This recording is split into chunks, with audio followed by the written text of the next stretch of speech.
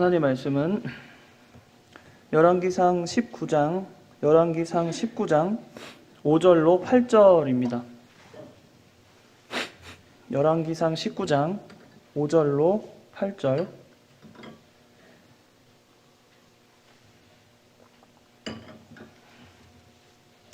제가 읽도록 하겠습니다. 열왕기상 19장 5절로 8절입니다. 로뎀나무 아래에 누워 자더니 천사가 그를 어루만지며 그에게 이르되 일어나서 먹으라 하는지라. 본즉 머리맡에 숯불에 구운 떡과 한 병 물이 있더라. 이에 먹고 마시고 다시 누웠더니 여호와의 천사가 또 다시 와서 어루만지며 이르되 일어나 먹으라. 내가 갈 길을 다 가지 못할까 하노라 하는지라. 이에 일어나 먹고 마시고 그 음식물의 힘을 의지하여 40주 40야를 가서 하나님의 산 호렙에 이르니라. 아멘. 오늘 열왕기상 19장 5절로 8절 말씀을 통해서 어루만져주심이란 제목으로 말씀을 증거합니다. 우리는 시대마다 하나님이 세우신 일꾼을 통해 하나님의 역사를 이루는 장면들을 목도하게 됩니다. 시대마다 하나님께서 하나님의 뜻을 전할 지도자를 세우고 그를 통해서 하나님의 역사를 이루어 가시는 그 장면들을 우리는 아담 때부터 또 지금까지 계속해서 배워나갑니다. 한 시대에 모든 하나님의 일꾼들을 다 집약해서 한 시대만 믿음의 세대가 되지 않게 하시고 그 믿음의 계대가 계속해서 이어갈 수 있도록 하나님이 역사하시는 그 큰 우리 인류의 역사를 통해 하나님이 다 보여주시잖아요. 아담 때에 아담의 역할이 있었고 또 아브라함 때는 아브라함이 족장에 먼저 아버지가 되어서 그의 하나님의 역사를 이루어 가시는 걸 볼 수 있습니다. 오늘 엘리야를 통해서 우리가 바라봐야 할 것은 그가 정말 하나님의 사람으로서 굉장한 일들을 지금까지 해냈거든요. 오늘 본문 19장 전장들을 다 살펴보면 엘리야를 통해 하나님이 역사하신 거대한 사건들이 참 많습니다. 첫 번째는 하나님의 말씀이 엘리야에게 항상 먼저 됐거든요. 먼저 아는 겁니다. 먼저 하나님의 뜻을 알았고 먼저 하나님의 말씀을 선포하는 자리에 서도록 엘리야를 훈련시키고 그렇게 쓰셨습니다. 그래서 담대하게도 그 왕들 앞에서 엘리야는 하나님의 복음을 기꺼이 전하고 또 그대로 역사하는 것을 다 보여주고 그렇게 힘을 썼습니다. 특별히 그 당시 왕인 그 아합의 왕 앞에서도 아주 담대하게 하나님의 말씀을 전하던 엘리야의 모습을 볼 수 있습니다. 또 3년 6개월 동안 엘리야가 하나님의 말씀을 들어 비도 오지 않고 이슬도 그치겠다. 3년 6개월 동안 기간을 주거든요. 열왕기상에는 수년 동안 비가 오지 않겠다라고 말을 했는데 야고보서 5장 17절에 그 기간을 말하고 있잖아요. 엘리야가 3년 6개월 동안 비가 그치도록 하나님이 그 엘리야의 입술을 통해 그렇게 역사하신 것을 볼 수 있습니다. 그뿐인가요? 엘리야의 역사를 보면 엘리야가 하나님 앞에 참 받은 은혜와 그 역사를 생각해 보면 일반 사람들이 겪지 않은 여러 경험들을 겪게 됩니다. 이제 가뭄이 시작됐을 때 그릿 시내가로 엘리야를 인도하신 하나님은 또 까마귀를 보내서 그에게 먹을 것을 공급하십니다.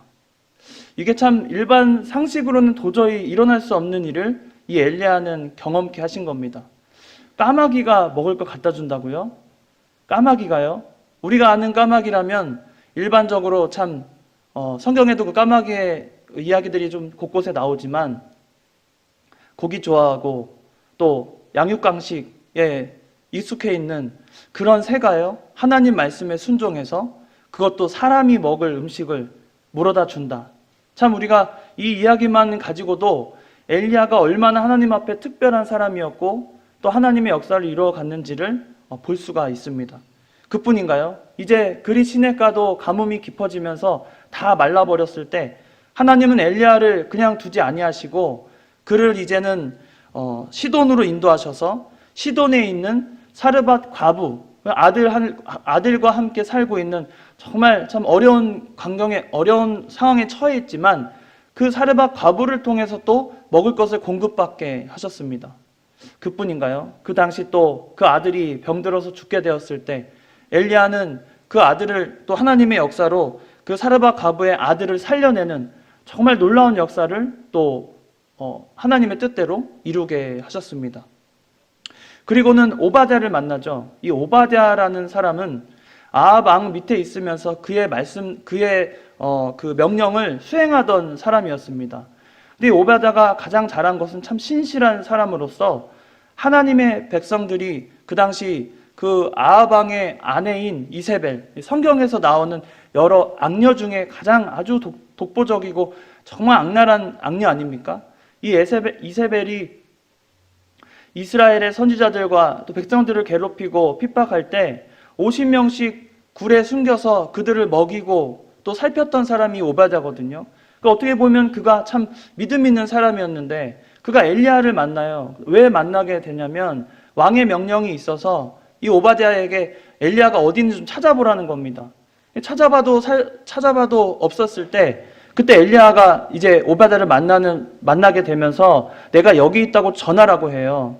그런데 이 오바댜가 얼마나 그 신앙적으로 조금 그때 문제가 있었냐면 그가 오바댜가 엘리야와 대화할 때 이럽니다. 선지자 엘리야가 여기 있다고 말하고 나서 실제로 여기 안 계시면 자기가 목숨이 위태하다는 거예요. 그러니까 조금 연약해진 믿음을 드러내는 장면도 나옵니다. 그런데 그때 엘리야가 뭐라고 말하냐면 엘리야는 오바댜를 만났을 때 이런 말을 합니다.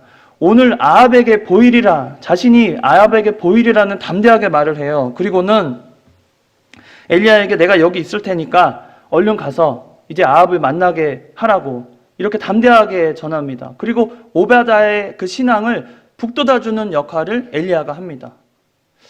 여기까지만 봐도 엘리야라는 사람은 하나님 앞에 특별한 선택을 받았고 또 그가 하는 역사 속에 하나님의 크신 그런 누구도 경험하지 못하는 크신 역사를 엘리야가 지금 체험하고 있거든요.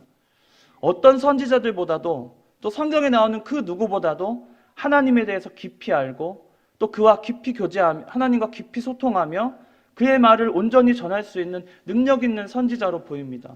게다가 결정적인 사건이 있죠. 그 이후에 아합을 만나고 나서 이제 그가 그 갈멜산으로 이동해서 그 모든 바알 선지자와 아세라 선지자 850명과의 대결, 우리가 너무나 유명한 장면 아닙니까? 갈멜산 대결이라고도 하는데 그 대결에서 엘리야가 그 하나님의 그 역사를 볼 때 정말 특별한 경험을 하게 됩니다. 혼자만 하나님에게 제단을 세우고 모든 백성들 다 이방신에게 현혹돼서 그들에게 다 부르짖고 자기 살을 찢으면서 부르짖었지만 응답이 없을 때 엘리야는 하늘로부터 하나님의 불을 경험한 자가 됐어요. 여기서 하나님의 불은요, 우리가 생각하는 그냥 불이 아닙니다. 그냥 나무를 잘 태우고 그냥 그런 지푸라기를 잘 태우는 그런 불이 아니에요. 하나님의 불이에요. 왜 이게 얼마나 특별한 경험이냐면 성경에서 하나님의 불을 가지고 또 하나님의 불 마차와 불 수레를 타본 사람은 엘리야가 유일합니다. 얼마나 그가 그런 하나님의 불의 경험을 했냐면 그 하나님의 불은 모든 제단을 태울 뿐 아니라 돌과 모래를 태우고 그리고 완전히 적셔 있는 그 제단에 그 물을 다 핥았다고 그랬어요. 여러분, 물이 이깁니까? 불이 이깁니까? 불을 이길 수 있는 것은 물밖에 없잖아요. 그런데 하나님의 불은 물을 이깁니다. 아무리 그렇게 제단이 다 넘쳐 흐를 정도로 물이 흐르고 있을 때도 그 모든 물을 핥을 정도로 엄청난 역사가 이루어진 하나님의 불을 경험한 자가 이 엘리야라는 겁니다. 대단합니다. 우리도 겪지 못한 그 하나님의 크신 역사를 눈으로 보면서 또 직접 자기 손으로 사르밧 과부의 그 생명을 살리는 거기에 참여한 엘리야를 보면서 정말 우리가 겪지 못한 그 놀라운 하나님의 역사를 그 시절에 그 담대한 모습의 엘리야를 우리는 상상할 수 있습니다. 그런데 대반전이 일어납니다. 바로 오늘의 장면입니다. 엘리야가 그 큰 갈멜산 대결을 하고 나서 아합이 엘리야가 행한 일을 다 알고 나서 그의 아내 이세벨에게 말을 하거든요. 엘리야가 이런 일을 했다. 또 그걸 보니까 참 놀랍다. 또 사람들이 그 장면을 본 그 수많은 사람들이 엘리야를 생각했을 때 정말 하나님의 사람이라고 그 고백하게 되었는데, 그 장면을 보고 아합이 그 이야기를 듣고 나서 이세벨에게 말했더니 이세벨은 역시나 악랄해요. 그래서 여론을 생각해서 군대를 보내서 엘리야를 죽이려고 쫓아가지 않고 먼저 사신을 보냅니다. 오늘 읽진 않았지만 19장 2절에 보면 이세벨이 사신을 엘리야에게 보내어 이르되 내가 내일 이맘때에는 반드시 내 생명을 저 사람들 중 한 사람의 생명과 같게 하리라, 이렇게 말합니다. 이세벨이 아주 독을 품고 엘리야를 죽이려고 들죠. 근데 그 장면 이후에 나오는 엘리야의 모습을 보면 어떻게 나오냐면 3절에 그가 이 형편을 보고 일어나 자기의 생명을 위해 도망하여 유다에 속한 브엘세바에 이르러 자기의 사안을 그곳에 머물게 하고 자기 자신은 광야로 들어가 하룻길쯤 가서 한 로뎀나무 아래 앉아서 자기가 죽기를 원하여 이르되 여호와여 넉넉하오니 지금 내 생명을 거두시옵소서. 나는 내 조상들보다 낫지 못하나이다 하고, 지금까지 엘리야가 겪은 하나님, 또 자신 하나님의 쓰임받은 그 엘리야의 모습에서 힌트를 얻을 수 없는 장면이 여기에 나옵니다. 갑자기 어떻게 엘리야가 이렇게 반전 있는 모습을 보일까? 왜 이렇게 연약해졌을까? 왜 이렇게 낙심한 것 같고 뭔가 자기 인생을 자포자기한 그 모습은 도대체 어디에서 우리가 살펴야 할 것인가? 갑자기 이런 극적인 반전이 일어났을 때 우리는 의문을 갖게 됩니다. 왜 브엘세바로? 왜 갑자기 이렇게 담대하지 못하고 믿음 쓰지 못할까? 왜 저렇게 연약해졌을까? 우리가 인생을 살다 보면 우리 신앙을 지키는 데 있어 어떨 때는 참 낙심되고 모든 것을 포기하고 싶을 때가 옵니다. 나약해지는 거죠. 마음이 연약해지고 또 모든 것이 담대했던 믿음에 의문이 생기고, 과연 내가 지금 이 인생을 잘 살고 있는 것인가? 내가 정말 믿는 이 하나님께서 나와 함께 역사하시는 걸 그렇게 배우고 또 그렇게 경험해 왔는데 왜 나는 이렇게 뭔가 좀 잘 풀리지 않는 것 같고 내 마음이 왜 이렇게 이럴까? 이런 고민이 있을 때가 찾아옵니다. 오늘 엘리야는 거대한 갈멜산 대결 이후에 자기가 그 브엘세바로 도망가는 심정을 보면 왜 하필이면 또 브엘세바일까요? 브엘세바라는 지역은 지금 엘리야는 북이스라엘 아합 지역에서 북이스라엘 지역에 있거든요. 근데 이 브엘세바는 남유다의 그것도 남쪽 가장 끝에 있습니다. 그러니까 아무리 이세벨이라고 해도 아합이라고 해도 여기까지 쫓아오기에는 좀 많은 부담이 있어요. 정치적으로 또 많은 부담을 가지고 접근할 수 없는 그런 지역을 모색한 겁니다. 그리고 브엘세바로 간 거예요. 철저하게 자기 생명을 정말 위협받아서 그것을 도망치려고 가듯이 갔던 곳이 이 브엘세바입니다. 그런데 성경적으로 이 브엘세바라는 장면을 살펴보면 하갈이 사라 때문에 도망치다가 우물을 발견한 장소도 브엘세바거든요. 특별히 또 아브라함이 이 브엘세바에서 또 하나님의 그 제단을 쌓고 언약을 맺었던 그 아비멜렉과 언약을 맺었던 장소도 이 브엘세바입니다. 그리고 아브라함과 이삭과 야곱이 거주했던 주요 거점 지역도 이 브엘세바 지점이거든요. 그러니까 그래서 그런지 남유다나 지역에서 절기가 되면 이 순례지로 브엘세바를 꼭 갑니다. 그러니까 사람들의 이목이 집중되어 있는 곳이죠. 엘리야 생각에는 사람들이 이목이 집중되어 있고 정기적으로 이렇게 지역을 이동하고 있는 브엘세바야말로 이세벨이 함부로 자기를 건드리지 못할 거라고 생각한, 인간적으로 생각했을 때 안전하다고 생각한 곳이 바로 이 브엘세바였던 것 같습니다. 그래서 거기로 도망간 거예요. 아주 인간적으로 정말 생명을 보호받기 위해서 그곳으로 갔습니다. 아니 왜 엘리야가 그 위대한 지도자, 위대한 선지자 엘리야가 왜 이렇게 나약해지고 또 자기의 생명을 그렇게 보존하려고 그렇게 애쓰고 그런 나약한 낙심된 모습을 보일까? 오늘 본문이 아니라 조금 뒤에 가면 그 이야기를 우리가 조금 살펴볼 수 있습니다. 19장 10절에 보면 이런 말이 나옵니다. 여호와께서 그 엘리야에게 말을 하거든요. 내가 어찌하여 여기 있느냐? 9절 마지막 부분에 나옵니다. 엘리야야, 내가 어찌하여 여기 있느냐? 그가 대답하되 내가 만군의 하나님 여호와께 열심히 유별하오니 이는 이스라엘 자손이 주의 언약을 버리고 주의 제단을 헐며 칼로 주의 선지자들을 죽였음이오며 오직 나만 남았거늘 그들이 내 생명을 찾아 뺏으려 하나이다. 여기서 엘리야의 그 생각을 우리가 읽어볼 수 있습니다. 만군의 하나님 여호와께 열심히 유별했대요. 자기를 평가하는 겁니다. 내가 하나님 앞에 정말 열심히 유별해서 이스라엘 백성들 다 주님의 언약을 배반하고 또 그 제단을 헐 때 저는 어떻게 했냐면 오직 저만 남았다는 거예요. 그 믿음을 지키려고 오직 저만 남았다는 겁니다. 엘리야의 심령이 이해가 좀 됩니다. 오직 나만 남았다.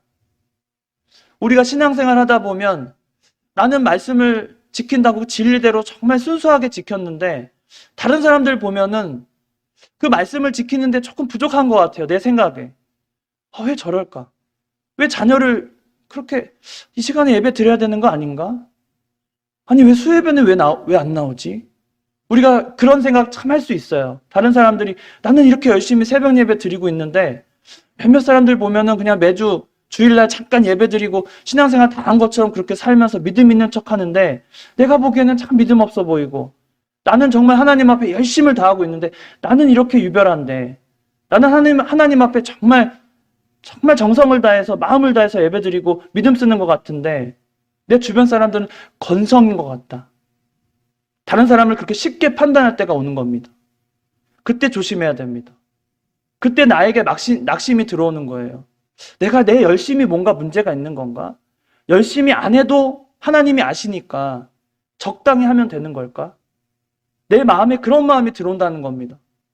나는 순수하게 하나님의 말씀을 순종하고 지켜나가는데 다른 사람들은 다 자기의 유익을 위해서 하나님을 섬기는 것 같고 또 나는 정말 열심히 순수하게 하나님의 말씀에 정말 따라가면서 내 모든 걸 희생하고 살아온 것 같은데 다른 사람들은 손해도 보지 않고 그저 적절하게 하나님의 믿음 생활 하는 것 같이 보인다. 내가 잘못된 것일까? 나도 저들처럼 하면 될까? 우리가 간혹은 이 신앙에 있어서 그러한 외로움도 느끼게 되고 어떻게 보면 하나님 앞에 신앙적 그 교만이 들어와서 다른 사람보다 내가 더 의롭다고 여기는 자들이 생기게 됩니다. 하나님 앞에 그런 거예요. 그러나 그 또한 참 믿음이 아닙니다. 엘리야도 그런 마음이 드는 거예요.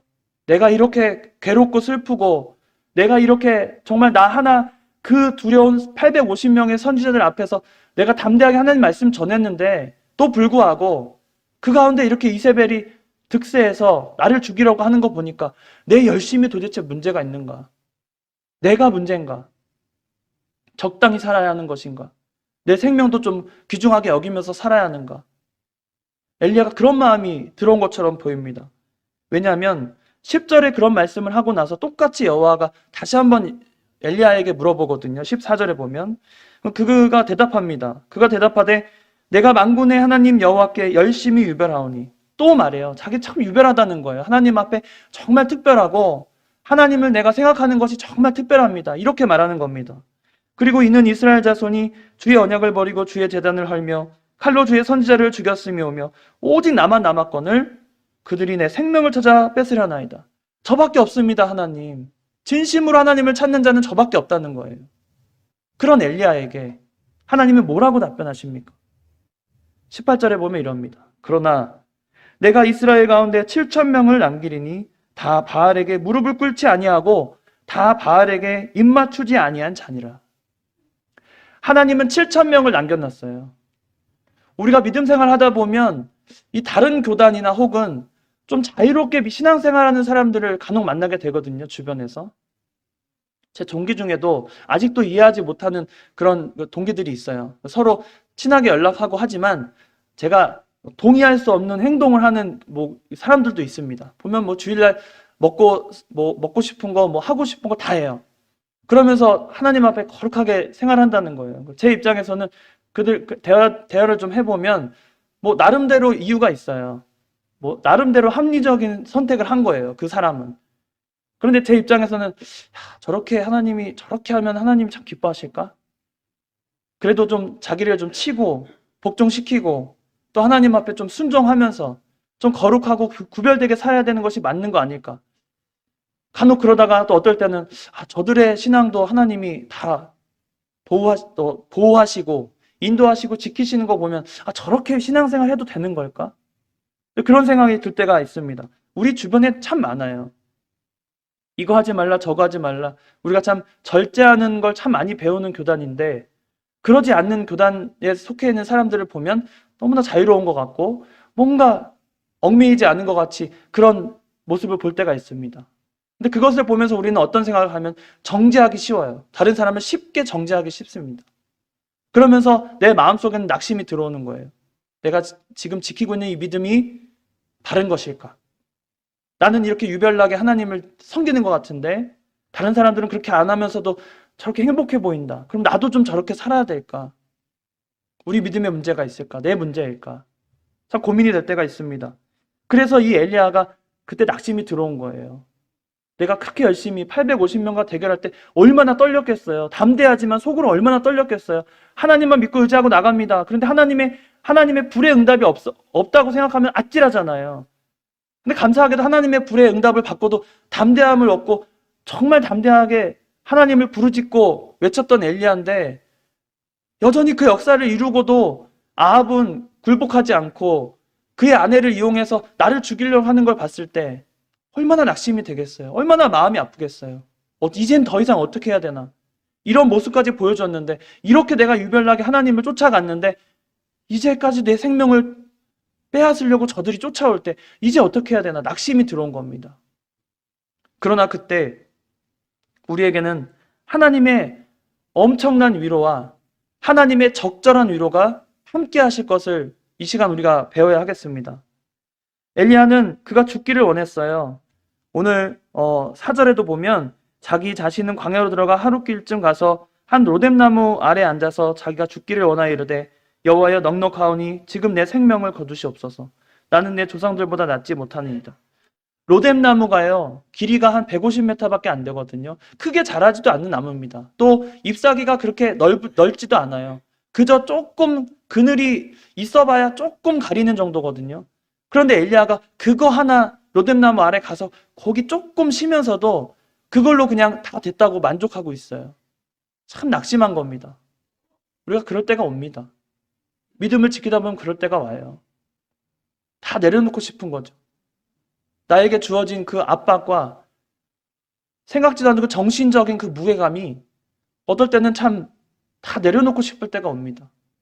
어떤 직분을 떠나서도 그럴 때가 와요. 다 내려놓고 그냥 조용히 하나님을 섬기는 일에 내가 내 가족을 지키면서 신앙생활 하는 걸로 내 인생을 만족할 수 있는데 내가 뭐하러 이런 직분을 가지고 일해야 될까? 내가 왜 이런 정신적인 억압을 받으면서 뭔가 무게감을 느끼면서 왜 이렇게 살아야 될까? 그냥 가볍게 하나님을 섬기고 싶고 그냥 구석에서 조용히 하나님께 예배 드리고 기도하고 그리고 내 인생 그냥 끊임없이 하나님을 찬양하면서 나만 좋게 그렇게 믿음 생활 하고 싶을 때가 그런 마음이 들 때가 참 있습니다. 저도 그렇고 그럴 때가 와요. 내가 항상 이 단에 설 때마다 느끼는 거지만 너무나 어색하고 부족함을 느끼는데 하나님 제가 꼭 이 일을 해야 됩니까? 제가 이 일을 통해서 하나님께 영광이 되겠습니까? 그냥 제 인생을 하나님 앞에 영광 돌리면서 내 가족을 건사하고 그냥 그런 삶을 살아도 누가 뭐라 하지 않을 텐데 하나님 제가 어떻게 해야 됩니까? 참 그런 고민을 간혹 또 최근에도 더 많이 하게 됩니다. 근데 그럴 때요 하나님이 조용히 찾아오셔서 이제 우리를 어루만져 주십니다. 오늘 본문의 6절에 보면 5절부터 보시면 로뎀나무 아래에 누워 자더니 천사가 그를 어루만지며 그에게 이르되 일어나서 먹으라 하는지라. 하나님의 어루만짐이 있습니다. 우리는 그 심령의 고통을 느낄 때 하나님의 어루만짐이 있어요. 이게 성도에게 주신 하나님의 큰 은혜거든요. 이 어루만짐이라는 단어는 그 히브리어로 나가라는 단어입니다. 나가. 근데 이게 무슨 뜻이냐면 효과적으로 두드려서 만지다는 뜻이에요. 효과적으로 두드리고 만져서 치유하다는 뜻입니다. 그러니까 이 어루만지다는 건 그냥 아이고 귀엽다 이렇게 뭐 쓰다듬는 정도가 아니라 그 사람의 심령을 하나님이 효과적으로 만지시고 두드리고 또 힘을 주셔서 그가 정말 소생할 수 있도록, 다시 힘을 얻을 수 있도록 역사하시는 것이 바로 이 어루만짐이라는 겁니다. 하나님은 우리의 심령을 다 아세요. 생각도 아시고 그 마음도 아시고 넉넉히 아십니다. 왜 괴로움을 모르시겠어요? 우리 인생의 괴로움을 왜 모르시겠어요? 하나님은 우리의 중심을 아시고 그의 삶과 항상 동행하시면서 두루 살피시는데, 더욱이 우리를 창조하신 분이시잖아요. 우리를 창조하실 때 우리의 성질을 모르실까요? 우리의 마음을 모르실까요? 우리의 괴로움을 모르실까요? 우리 인생의 어려움을 하나님이 모르시면서 우리를 툭 그냥 창조해 놓으셨을까요? 너 알아서 살아라. 하나님은 그런 분이 아니라는 거예요. 엘리야가 이렇게 낙심하고 마음이 연약해졌을 때 하나님은 찾아오셔서 어루만져 주십니다. 그것도 한 번이 아니에요. 어루만져 주셨습니다. 그리고 나서 어떻게 봅니까? 6절에 보니까 마지막에 이에 먹고 마시고 어떻게 해요? 다시 누워요. 아직 회복이 덜 됐습니다. 엘리야가 아직 회복이 덜 됐어요. 그러니까 그런 상태까지도 하나님이 아시고 어떻게 해요? 7절에 보면 여호와의 천사가 또 다시 와서 어루만지시며 이르되 일어나 먹으라. 내가 갈 길을 다 가지 못할까 하노라 하는지라. 하나님이 아신다는 겁니다. 우리가 괴로운 거요, 슬픈 거 하나님이 다 아십니다. 그리고는 적절하게 하나님이 어루만져 주시고 그 가운데 치유하셔서 걸어갈 힘을 주시는 거예요. 그게 하나님입니다.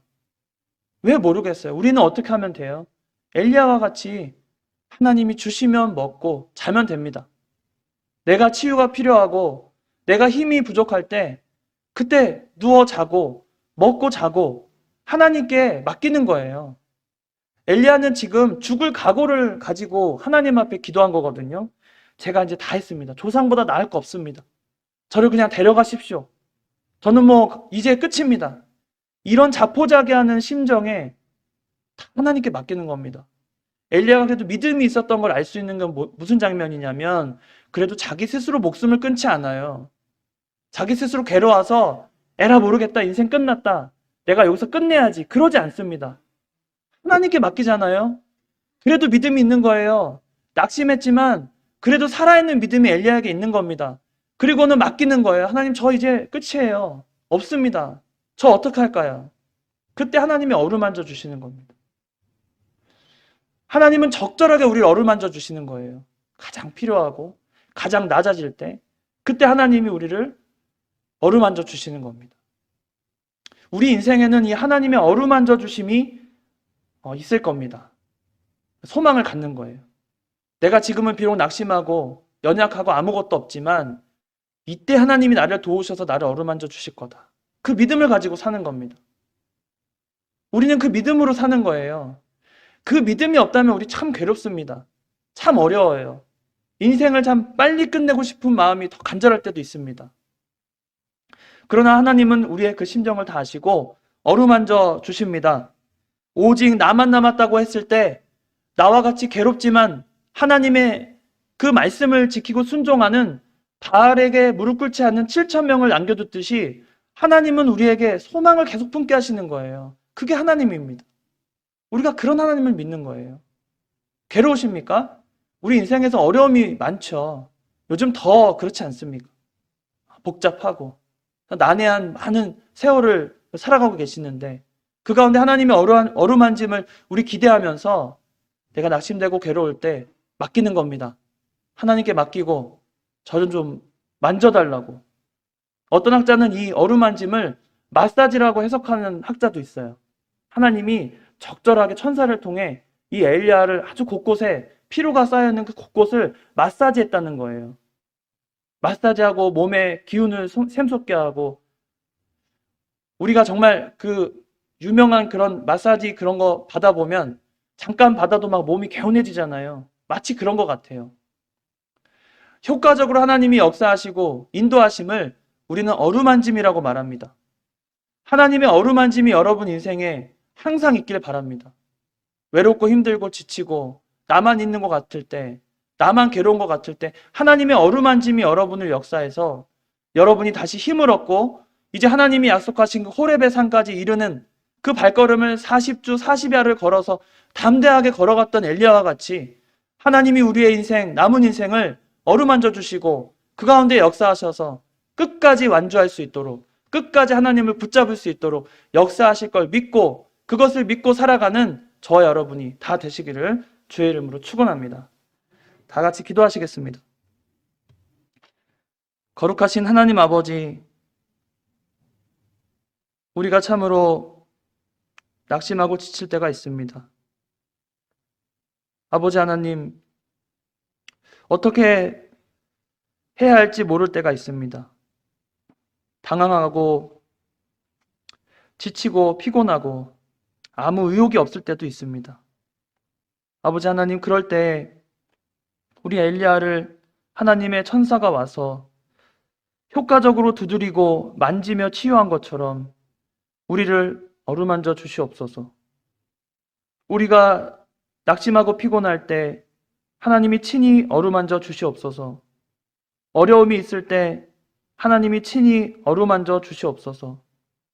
우리 마음에 치유가 일어나고 새 힘을 얻어서 하나님이 맡겨주신 그 사명을 다 감당할 수 있도록 언제나 우리에게 어루만져 주시옵소서.